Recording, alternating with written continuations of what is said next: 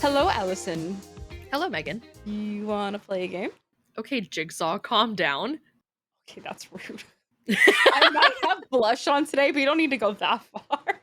Ready for me to either beat your ass or you beat mine? Yes. Okay, ready? Yep.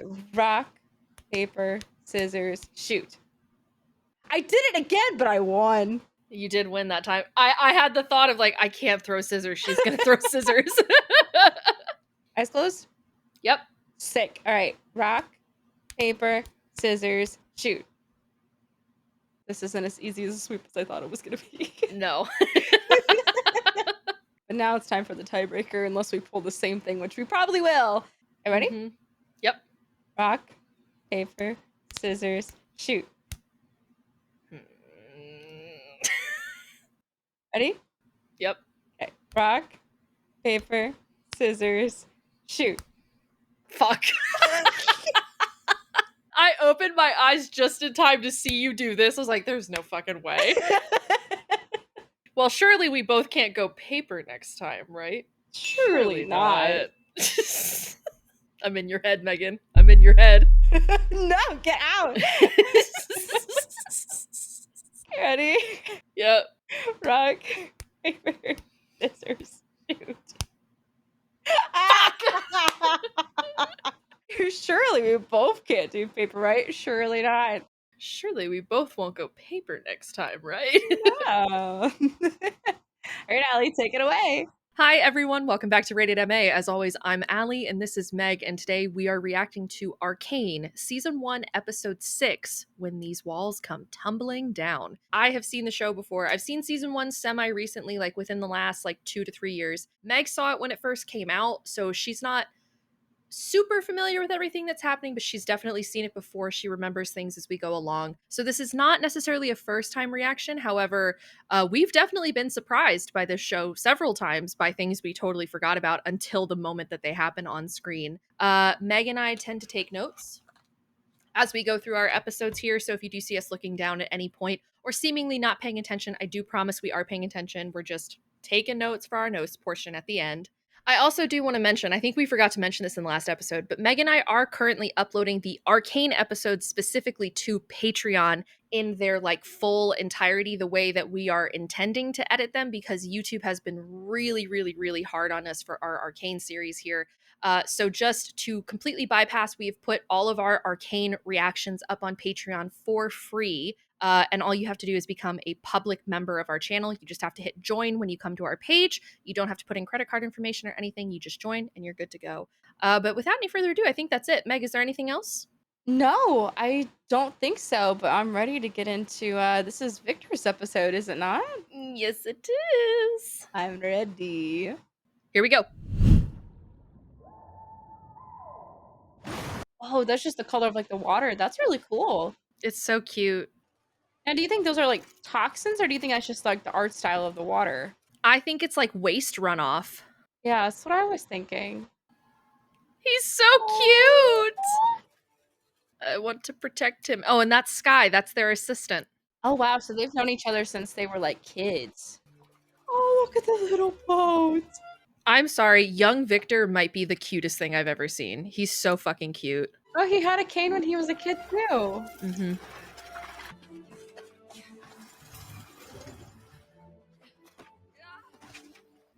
Oh, that makes me so sad. You worked so hard.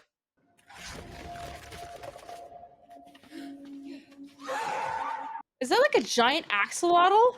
Yes, pretty much. It's called a wave rider. Loneliness is often the byproduct of a gifted mind. Oh, I love her. stop, it's adorable. Rio. Okay, Victor, please get out of the strange cave. What is stranger danger? This weird man living in a cave. Get out of here.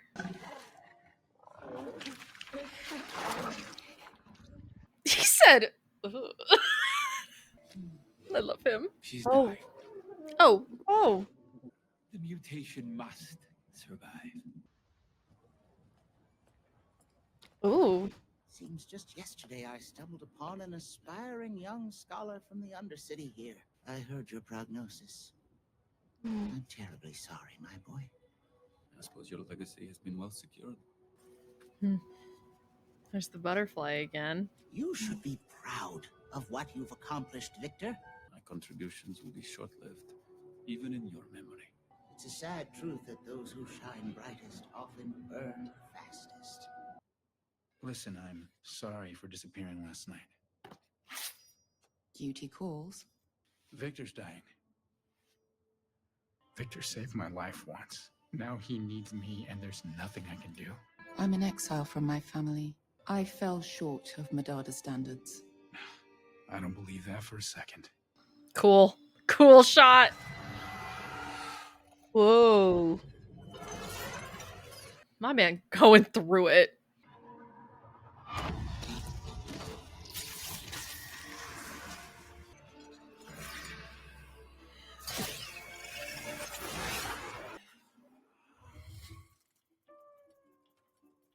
I was like, is this a transition or a flashback? But this is a transition. Oh, This really? is just the... Yes. Wow, it seemed like it was like such a good opening for a flashback. Jack! Yeah, because look, there's Jinx. The fuck are we doing? What's all the hubbub? Boss wants us to grab someone up. Someone? Anyone? The fact that she's playing with the arcane. Hey, to be fair, that one at least is stabilized. They got in a fight with Savika.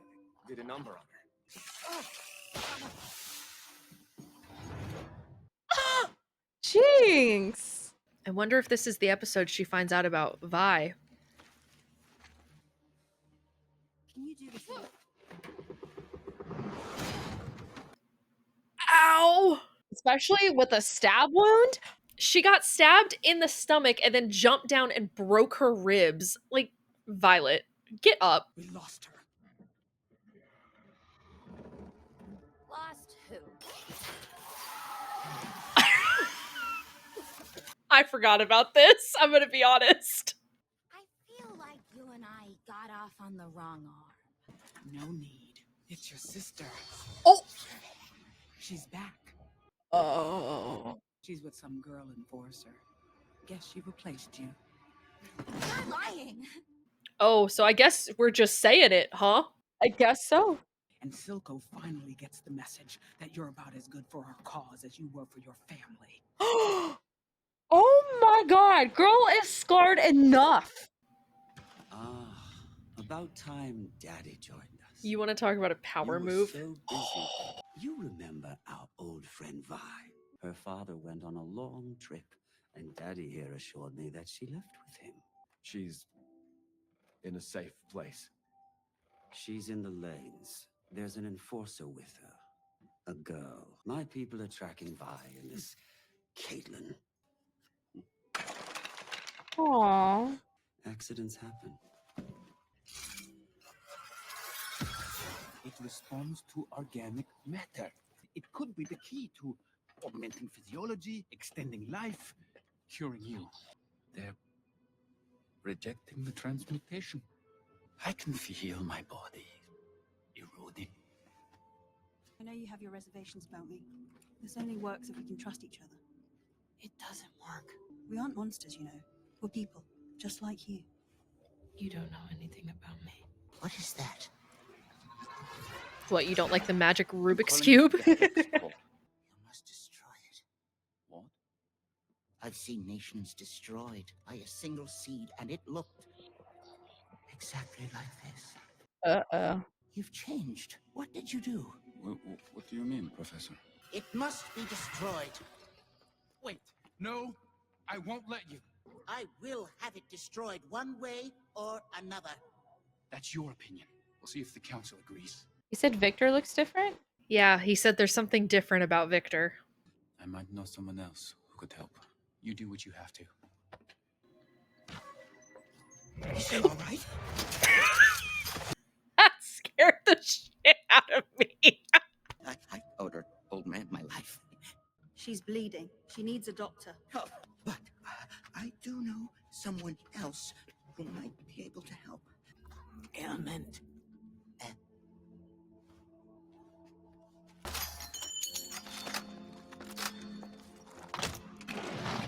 I would have not given the gun. Hell no. Thank you. I really... Anyway, I don't want her to see me like this. I found this on one of the firelights. It matches fragments we found outside your lab and at the Hex Gate. Why is he in the council by himself? Good question. I saw Caitlin Kierman had a prisoner released on your order. Uh-oh. This city was founded to be a bastion of enlightenment, but we've forgotten. I believe if we set aside our greed and arrogance, we can be one again. We must hold each other accountable. And who holds you accountable? Shimmer is rampant in the Undercity, attacks at the Hex Gates and in the Academy Square. What's your plan to fix this? I see what this is about. Humans don't live for centuries. We can't wait for progress. I believe it's time we gave the beloved founder of our city a well-deserved retirement. What? I knew this happened, but I didn't remember when it happened. I mean, to be fair, Heimerdinger is the only thing standing between him and Victor working on the Hex Core and potentially saving Victor's life. I mean, it's true, but... With my deepest respect and appreciation, Professor.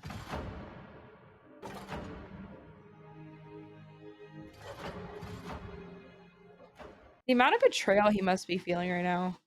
Yeah. Oh.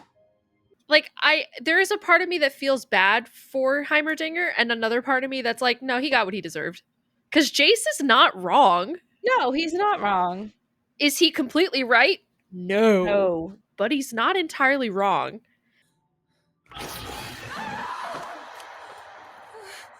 What was the name Savika gave you? Jinx. Who's Powder? My sister. How do you not know if your sister is alive or dead? Girl, I've been in jail. You took me out of jail. You don't have parents. They were killed by enforcers. Vanta's prodigy. Oh, he's like there. I thought she was hallucinating. No, he's there. What have you done with my sister? I freed her. You talk too much.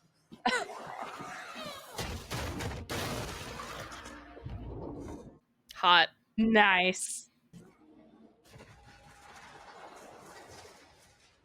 I just gotta say, those neon dealers probably make so much money. Mm-hmm. In Zaun, especially. Oh. That gave me goosebumps.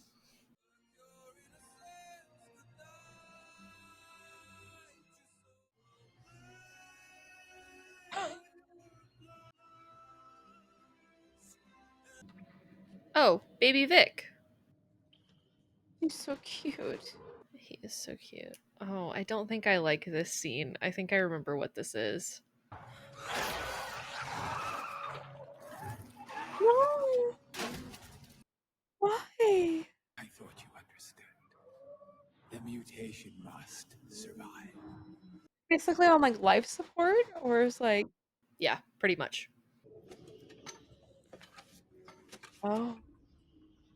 I understand now. I don't know if you recognize him. That's the guy that works for Silco. Yeah. That's Singed. Singed? Singed? I don't know. How many problems can one girl cause? That's a loaded question, dude.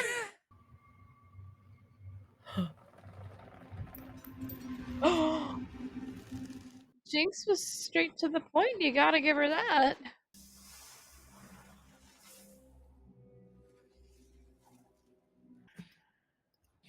Powder? Why? Oh, Powder! I'm so sorry, Powder. I tried to come back. I promise I did, but I got arrested. Things changed when you left. I changed. You did what you had to do to survive. Me too. It's okay.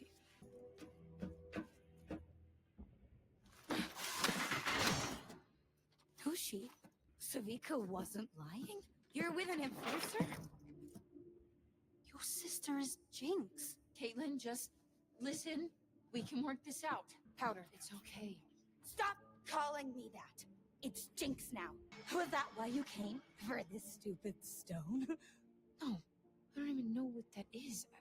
That's true. Vi has no clue what that thing is. No, she just puts her sister. You can fire that thing if you want, but I'm not going anywhere. I'm not going to abandon you again. She's like, damn, my sister went crazy. Yeah. Oh, the fire lights!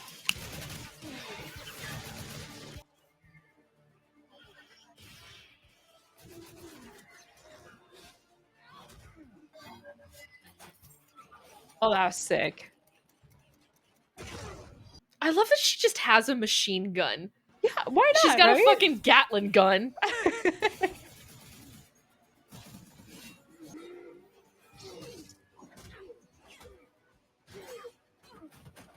Yeah, she's not used to Powder being able to fight for herself. Oh, Jinx.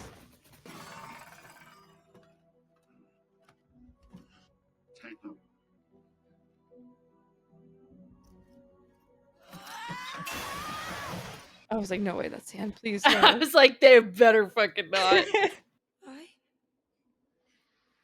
We just found each other again. No. God damn it. That's just rude. God damn it. That was a really good episode, though. Holy cow. I took like a page and a half of notes.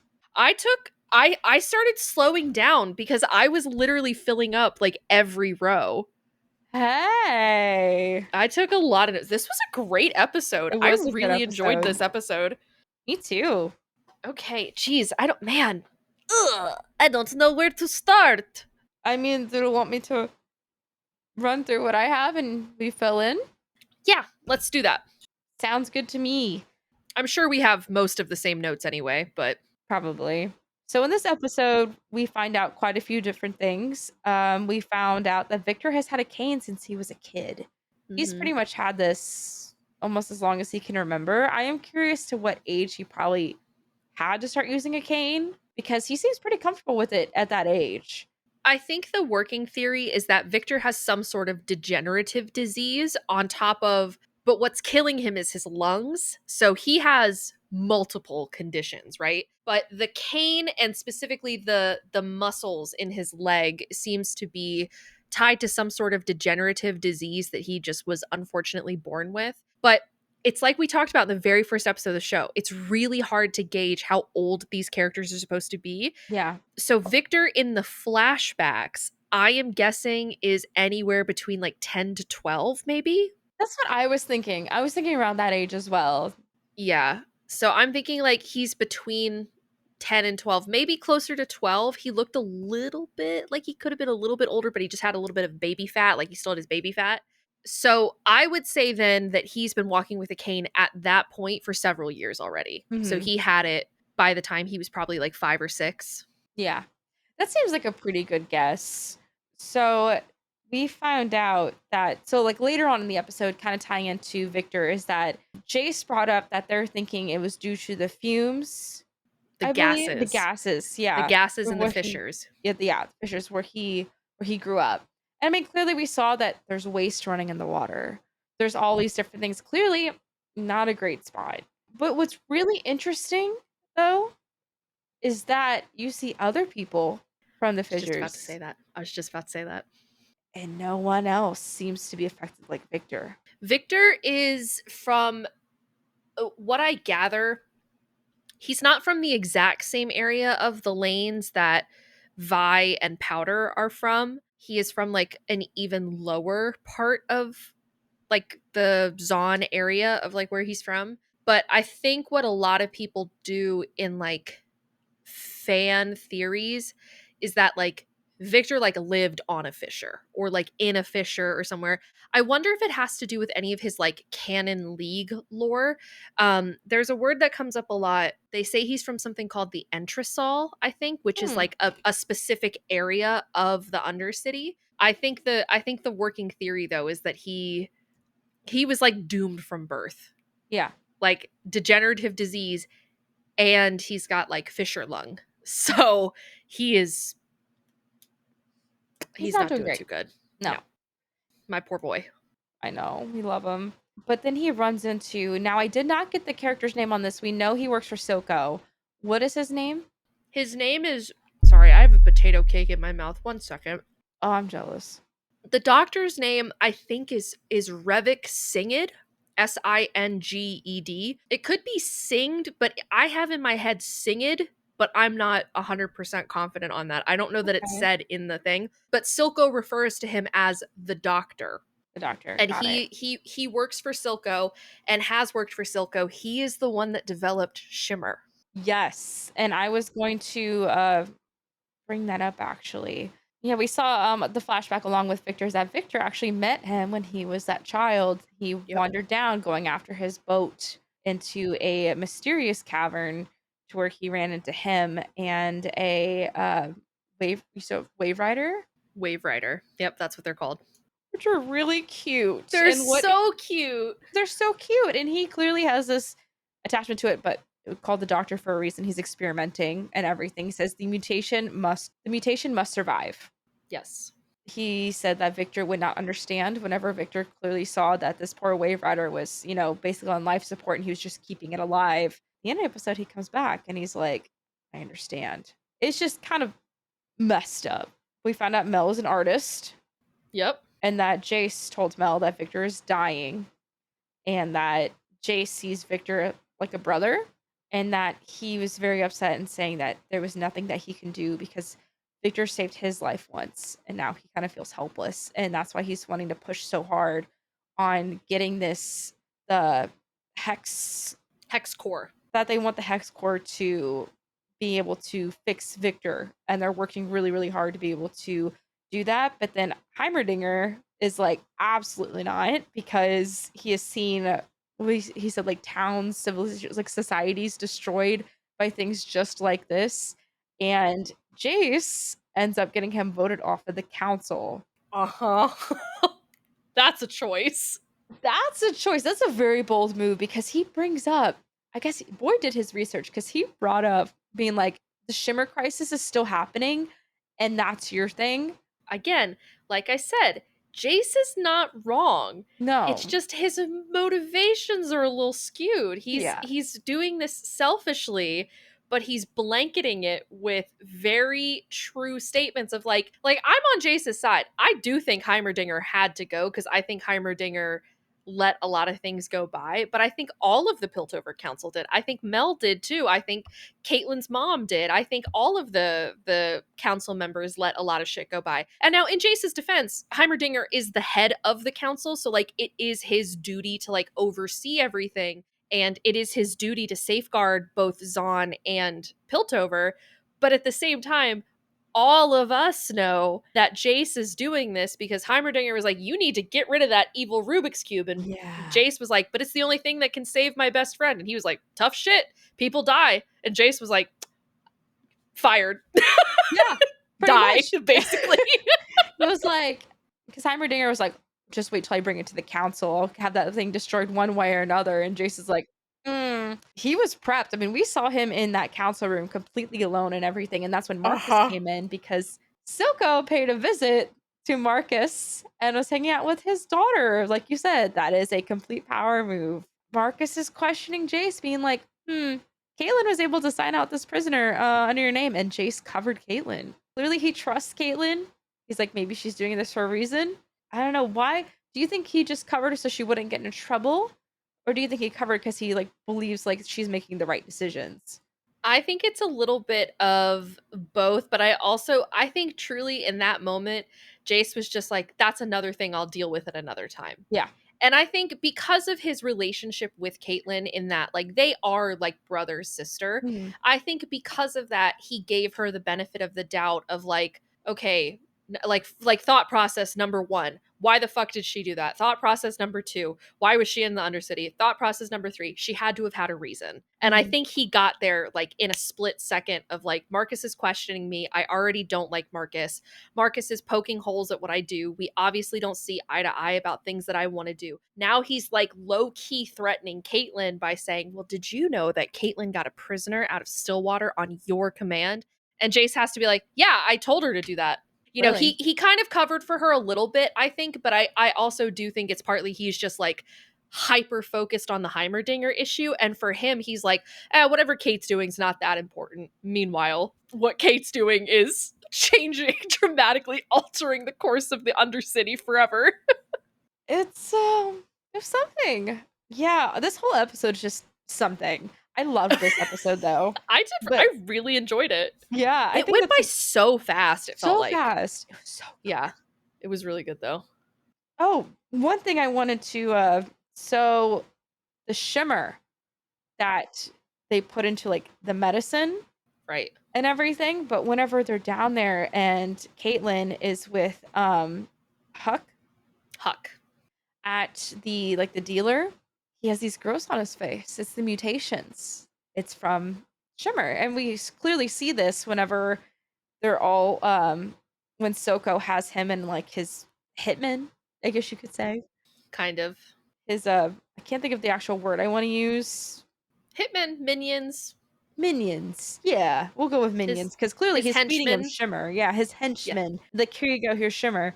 And they're addicted to it. You can clearly see that this is a drug. And yeah, and he's really ashamed of it. But that's kind of what I had, and we find out that Vi and Jinx's parents probably, you know, found out before and everything, but it's reiterated that they were killed by enforcers.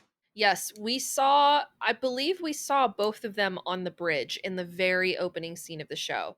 Okay, well, if you are done with notes, I will go through mine, or did you have anything else? Let's see. We find out that Mel's upbringing, that she was in exile pretty much with her family. And then also that Jinx's like monkeys that she makes, was one of them was found outside of Jason Victor's lab. That's what I had. And also, of course, like Vi and Jinx they reunite for the first time, and it's very emotional and everything. And of course it gets interrupted. Okay. So I will quickly run through my notes because Meg had a lot of the same stuff I did.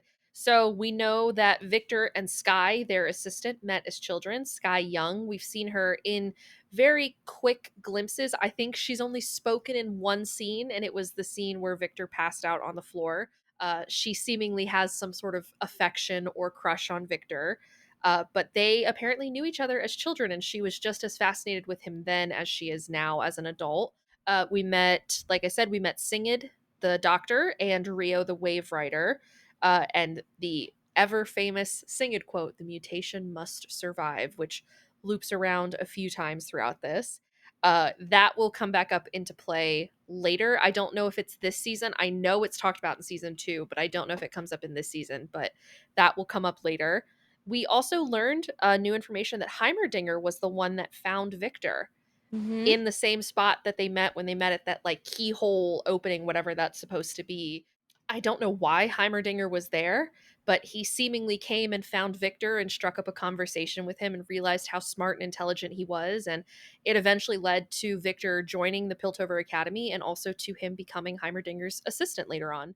We also got another glimpse at the butterfly, which is a motif that appears to both Victor and Jace, which will come into play later in season 2. But we've already seen the butterfly a few times throughout the season. You see it when Jace is rescued by the mage when he first gets the gemstone. You see it, I want to say you see it on a window somewhere. You see it here with Heimerdinger as well. But there's a butterfly that appears every once in a while throughout arcane scenes. Usually seems to be around Victor and Jace, which I find fascinating. So I'll be curious to see where we see it again. One thing about the Mel and Jace scene when they have their discussion about how Jace feels kind of helpless that he can't help Victor. One thing that I always found very fascinating was that Mel and Jace don't really know anything about each other. Because the way that their romance kind of started, it made it seem as though this was like a long burning thing, right? Of like, okay, well, Jace has been working on Hex Tech for 7 years now. He's early 30s. Mel is mid 30s, whatever. They've been working side by side because Mel's on the council, so they've had to get approval, whatever. But even still, they don't know anything about each other. I mean, she says to him, "Oh, I didn't know you and Victor were so close."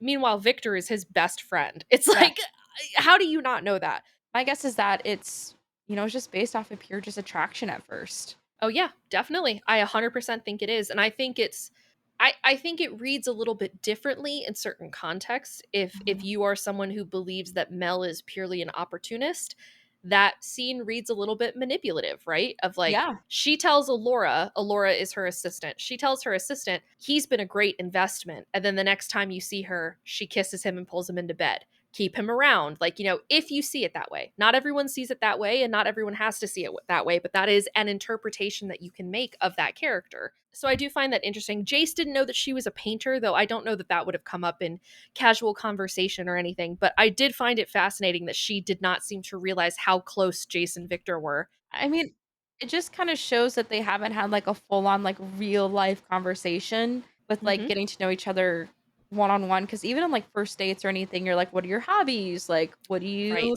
do for fun? Who are some important people in your life? Like, you find out those things like slowly and everything. But sometimes people will just mention like their best friend and be like, yeah, like my best friend and I do this a lot and everything. So you would know pretty early on, at least like who someone's best friend is and their hobbies. I was just about to say that because I was like, I can imagine both me and you, either one of us being on a first date. If you're on a first date for 2 hours and someone asks you like, oh, well, you know, like let's say someone was talking to you and they were like, oh, well, where have you worked? And you said, oh, I worked at Disney. It's so funny. I met one of my best friends there. Yeah.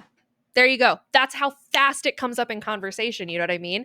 So it's one of those things where that scene, her saying that to him, makes me think that Jace and Mel have not talked to each other that much at all, which I do find interesting given the way that their relationship is viewed, both by fans and just in the show. We also learned that Marcus lied about killing Vi. It seems that Vi was supposed to have been killed and taken care of by Marcus, and that he chose to spare her, but he sent her to jail. So do with that what you will, I guess. We also saw Victor touching the hex core, kind of poked it a little bit. That was a thing that happened because Victor, even in his like passing out stage, remembered seeing his own blood get eaten by the hex core and had the briefest moment of touching it. And that's how it gave him the idea that the hex core seems to respond to physiology.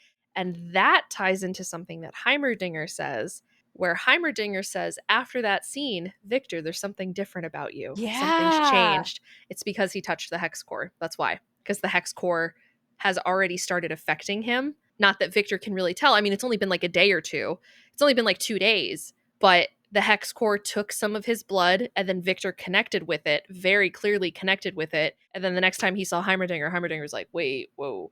Hold the fuck on. is going on with you? Heimerdinger, I will give him the fact of like, he's very observant.